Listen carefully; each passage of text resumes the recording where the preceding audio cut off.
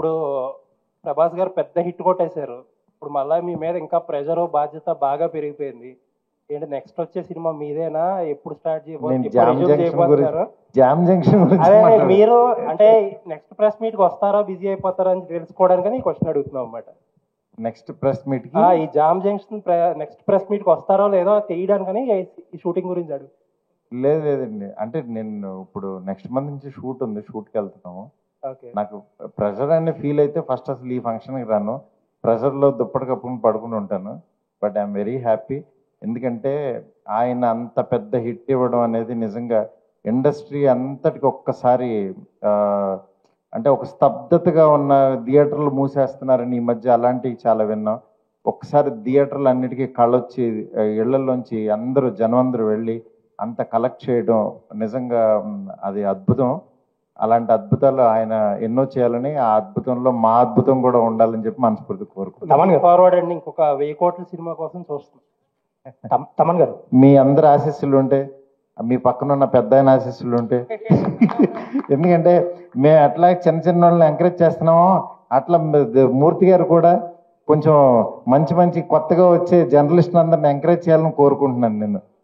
అదే అందుకనే మీరు మన రాజేష్ని పక్కన పెట్టుకుంటే మీరు కూడా ఎంకరేజ్ చేయండి గురూజీ. తమన్ గారు, ఇందాక గేమ్ చేంజర్ గురించి అప్డేట్ ఇచ్చారు, అది ఎలా వస్తుంది? మీ ఇద్దరు కాంబినేషన్ ఉన్నప్పుడు ఇంకా ఆ సినిమా గురించి ఏదో ఒకటి చెప్తే.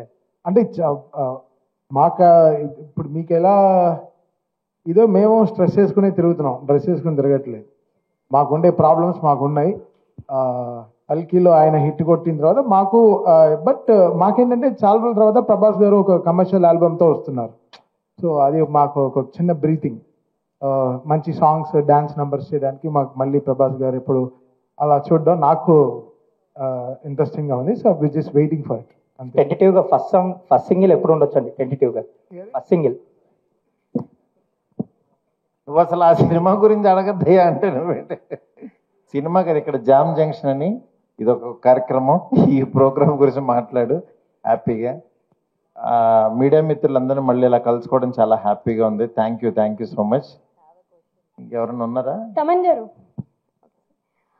మీరు చెప్పారు కదా గోంగూర అండ్ రబ్బర్ బ్యాండ్, ఆ బ్యాండ్స్తో వచ్చానని చెప్పేసి. We know you from the boys band, the boys. సరిగా వెరీ. సో ఇప్పుడు ఆల్రెడీ ఆఫర్ కూడా ఇచ్చారు, బ్యాండ్లో ఎవరైతే విన్ అవుతారో వాళ్ళకి ఒక ఆపర్చునిటీ కూడా ఇవ్వబోతున్నామని చెప్పేసి. సో అప్కమింగ్ మ్యూజిక్ డైరెక్టర్స్ కానీ ఈ బ్యాండ్ నుంచే రాబోతున్నారు, వాళ్ళకి మీరు ఏం చెప్పాలనుకుంటున్నారు? ఈ ఆపర్చునిటీస్ని ఎలా యూటిలైజ్ చేసుకోవాలి? నో, ఇట్స్ గుడ్ బికాస్ వాళ్ళు దే మోర్ ఫ్యూచరిస్టిక్గా ఉన్నారు. దట్స్ వాట్ నేను చెప్తున్నాను కదా, I'm learning from them so much. The way they are cutting the song, ఎక్కడి నుంచి కొన్ని సాంగ్ చరణాల నుంచి స్టార్ట్ చేస్తారు. They start from the middle of the charanam, they start the whole song. So we are knowing the highs of it. I think definitely the opportunity what we live upon, I think they will live up to more expectations.